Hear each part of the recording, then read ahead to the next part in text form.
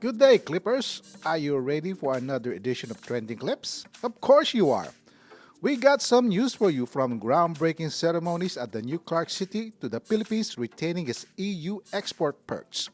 Before we begin, don't forget to hit the like button, follow us on our social media sites, and subscribe in our YouTube channel. We got the latest news, stories that are updated and thought-provoking, so full speed ahead! Officials of the Bases Conversion and Development Authority, the Clark Development Corporation, local government heads, stakeholders of the Philippine Sports Commission, and the Department of Foreign Affairs Secretary Alan Peter S. Cayetano broke ground for the new National Government Administrative Center building at the site of the new Clark City in Capas, Tarlac, January 23rd of this year. The building of the Administrative Center will be the backup center for the various government agencies in case of disaster or natural calamities hitting the seat of government. It will also house a one-stop shop for all the businesses, foreign or local, in the entire Region 3. The first phase of the project, along with the Administrative Center, will be a 13.16 billion peso world-class sports complex with an aquatics and athletic center that will host the 20 Southeast Asian Games that will be finished in 2 years' time. It will serve as a venue for athletics and water sports with seating capacity of 20,000 for the stadium and 2,000 for the aquatic center. The new Clark City is the crown jewel of President Rodrigo Duterte's Build, Build, Build project, ushering the golden age of infrastructure. It will be the country's first smart and green city, showcasing mixed-use real estate development, an agro-industrial park, and a food processing terminal. Several countries have already submitted scientific research on Benham rice, the Department of Foreign Affairs said Tuesday. DFA Secretary Alan Cayetano told reporters that nations like the United States, Japan, and South Korea have all requested scientific research at the Benham rice since 2000, all of which have been approved. China has applied for 18 research missions, but only 2 have been approved given the fact that China came late in the game. Located 135 miles off the coast of Aurora Province, the United Nations have declared Benham rice part of the Philippines' extended continental shelf, where the country has the sole right to its resources.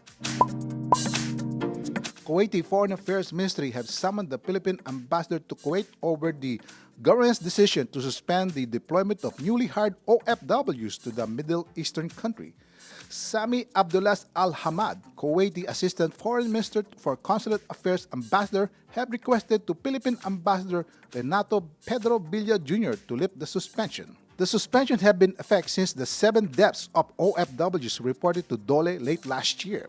Villa reassured Al-Hamad in the meeting that the suspension was exclusively for first-time OFWs and did not affect OFWs on vacation or those with existing contracts. Kuwait Deputy Foreign Minister Khalid Al-Jarala said Kuwait is willing to meet the Philippines consul regarding the conditions of the Filipino workers in their country. The Department of Foreign Affairs on Wednesday said more passport appointment slots will be soon made available to the public. On Tuesday, DFA Assistant Secretary Frank Simafranca said the DFA recently opened 118,000 passport appointment slots to the public. He warned the applicants not to deal with fixers who will offer shortcuts getting their passport, especially online. Currently, the DFA, he said, is investigating whether the online appointment slot is being hacked by unscrupulous individuals. The DFA has opened another 100,000 additional online passport appointments, which will be for February to May. The European Union have retained the duty-free privileges of the Philippines Tuesday for most of its exports, despite concern over alleged extrajudicial killing in President Rodrigo Duterte's war on drugs. It was announced on Monday that Philippine shipments worth an estimated 120 billion pesos, or about 66% of annual export to the EU trading partner, would carry no duties. Duterte's spokesman Harry Roque said they lauded the decision of the EU that the Generalized Scheme of Preferences, or GSP, was retained. The EU Commission have decided the Philippines has made great strides on labor rights, environmental protection, gender equality, people trafficking, health, education, social economic rights, and the fight against corruption. However, they raised concern over the extrajudicial killings in the war on drugs and other issues like the reintroduction of the death penalty and lowering the age of people committing crimes.